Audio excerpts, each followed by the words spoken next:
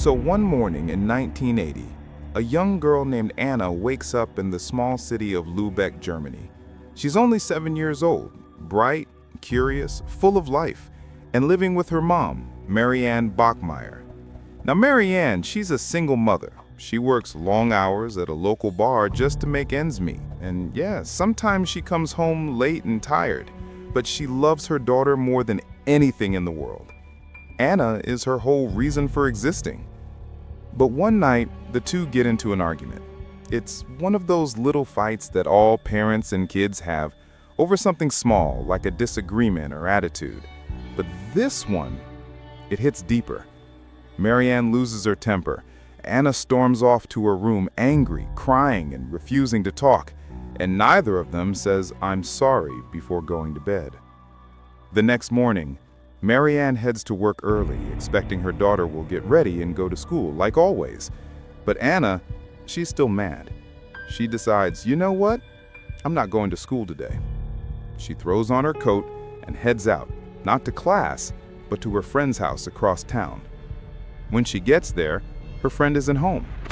So now she's wandering around town, a 7-year-old girl, alone, upset, and just walking the streets, not realizing that this random decision will change everything. Because that's when she meets him, a man named Klaus Grabowski. Locals knew him, not in a good way. He had a dark past, the kind of man you don't want anywhere near children.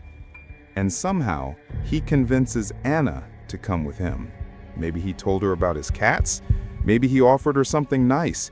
Nobody really knows exactly what he said, but what we do know is that Anna followed him home. Hours pass, and Anna doesn't return home. At first, Marianne thinks maybe her daughter's still mad. Maybe she's hiding out with a friend. But when the evening comes and there's still no sign of Anna, that gut feeling kicks in. Something's wrong. She calls everyone. No one's seen her, so she calls the police. By nightfall, the search begins. Neighbors, officers, everyone looking for a missing 7-year-old girl. Then, the next day, the news breaks. A cardboard box has been found near a canal on the edge of town. Inside is Anna. She's gone. And the person responsible? A man named Klaus Grabowski, a monster with a criminal record. Someone who'd already been in prison for crimes against children before, and somehow he was still out.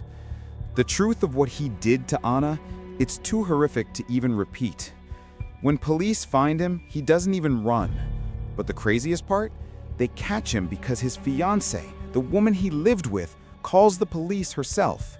She tells them Klaus confessed to killing a little girl that day. She's horrified, turns him in immediately. And that's how he's arrested. Now for Marianne, this isn't just grief. It's a kind of pain that doesn't have a name. She can't eat, can't sleep. She's consumed by anger, heartbreak, and disbelief that this man, this thing, took her daughter's life. But it doesn't stop there. A year later, Klaus goes on trial. And you'd think, maybe, just maybe, he'd show some remorse. But instead, he blames Anna. He stands in court, looks the judge in the eye, and says the unthinkable, that Anna, a 7-year-old child, somehow tried to seduce him, that she was angry when he turned her down and tried to blackmail him. Everyone in that courtroom is disgusted. Marianne can barely breathe. The same man who murdered her daughter is now lying about her, dragging her name through the dirt in front of everyone. And that's when something in Marianne snaps. That's when she decides if the justice system won't deliver real justice, she will. It's March 6th, 1981, the third day of Klaus Grabowski's trial. The courtroom is packed. Journalists, spectators, even families who've been following the case since day one. And Marianne, she's there too. Quiet, distant. No one realizes what's about to happen. She walks through the metal detectors, purse in hand. Inside that purse is a small pistol. She sits down near the back of the courtroom, her eyes fixed on one person, the man who destroyed her life. The trial starts. Klaus is sitting a few rows ahead, back turned to her, laughing quietly with his lawyer. And that's when something inside her just breaks. Without saying a word, Marianne reaches into her bag, pulls out the gun, raises it, and fires. Bang, bang, bang. 7 shots hit him. Klaus collapses instantly. The entire courtroom freezes. People scream. Some dive for cover. And then, silence. Marianne lowers the gun, drops it to the floor, and says calmly, "He killed my daughter. I wanted to shoot him in the face, but I shot him in the back. I hope he's dead." She doesn't run. She doesn't hide. She just stands there, emotionless, as police rush in and arrest her. The story explodes across Germany. Some call her a murderer. Others call her a hero, a mother who did what the justice system couldn't. At her own trial, Marianne doesn't deny anything. She admits she planned it.